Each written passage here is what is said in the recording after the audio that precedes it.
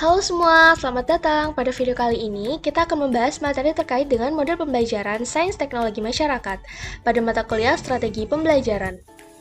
Tapi sebelum masuk pada videonya, perkenalkan, nama saya Syifa Alfauzia dengan NIM 20110210113, Program Studi Teknologi Pendidikan semester 3 Universitas Pendidikan Ganesha. Baik, berikut ini merupakan materi yang akan kita bahas pada video kali ini. Yang pertama ada konsep, prinsip, dan karakteristik model pembelajaran STM. Kemudian yang kedua ada domain-domain dalam model pembelajaran STM. Dan yang ketiga ada sintaks model pembelajaran STM. Langsung saja kita masuk pada materi yang pertama, yakni konsep model pembelajaran Sains Teknologi Masyarakat atau yang disingkat dengan STM. STM pertama kali dikemukakan oleh John Zeeman dalam bukunya Teaching and Learning About Science and Society. Pembelajaran Sains Teknologi Society atau yang disingkat dengan STS berarti menggunakan teknologi sebagai penghubung antara sains dan masyarakat. Jadi, dalam pembelajaran ini, teknologi dapat digunakan sebagai penghubung atau penerapan antara sains dan masyarakat sehingga siswa dapat memahami apa yang telah dipelajari. Model pembelajaran STM ini dipandang sebagai proses pembelajaran yang senantiasa sesuai dengan konteks pengalaman manusia. Dalam hal ini, siswa diajak meningkatkan kreativitas, sikap ilmiah, menggunakan konsep, dan proses sains dalam kehidupan sehari-hari.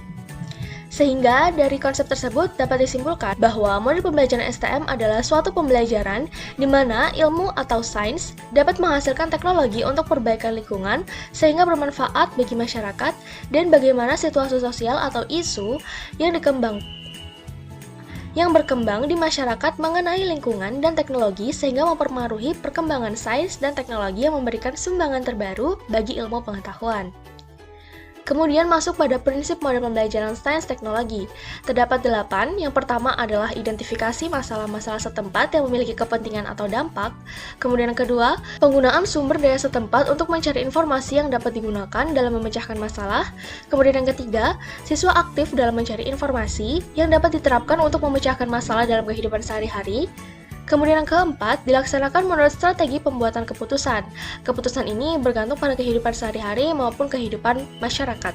Kemudian yang kelima, belajar tidak hanya berlangsung dalam kelas atau sekolah, tetapi juga di luar sekolah atau di lapangan nyata.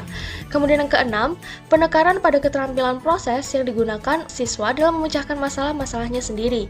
Kemudian yang ketujuh, adanya kesempatan bagi siswa untuk memperoleh pengalaman dalam berperan sebagai warga negara untuk mencoba memecahkan masalah yang telah diidentifikasi. Dan yang terakhir adalah mengidentifikasi bagaimana sains dan teknologi berdampak di masa depan. Kemudian yang selanjutnya adalah karakteristik model pembelajaran sistem teknologi masyarakat. Yang pertama adalah menyiapkan peserta didik agar menggunakan sains untuk memperbaiki kehidupan menghadapi dunia teknologi yang semakin meningkat dan kompleks. Yang kedua, menyiapkan peserta didik untuk menghadapi isu-isu teknologi atau masyarakat secara bertanggung jawab. Kemudian yang ketiga, mengidentifikasi ilmu pengetahuan dasar di mana para peserta didik perlu menguasainya agar mampu secara cerdas menghadapi isu-isu sistem teknologi masyarakat. Kemudian yang keempat, menyediakan gambaran yang tepat dan teliti kepada para peserta didik tentang syarat dan kesempatan untuk menentukan ruang lingkup dari sistem teknologi masyarakat. Dan yang kelima adalah menyiapkan peserta didik agar mampu mengambil keputusan tentang masalah-masalah yang aktual.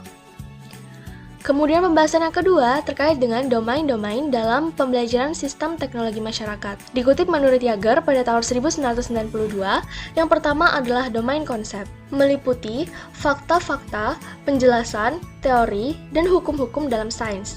Kemudian yang kedua, domain proses, meliputi proses-proses seperti keterampilan proses sains. Kemudian yang ketiga, domain aplikasi yang lebih menekankan pada penerapan konsep dan keterampilan dalam memecahkan masalah. Kemudian yang ketiga, domain kreativitas, adanya interaksi yang kompleks dari keterampilan dan proses-proses.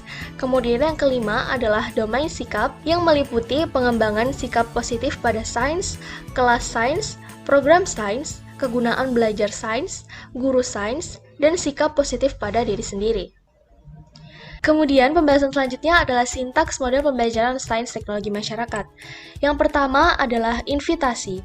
Pada tahap ini, guru memberikan pertanyaan mengenai fenomena, permasalahan yang relevan untuk merangsang rasa ingin tahu dan minat siswa untuk mengetahui hal-hal yang telah diketahuinya.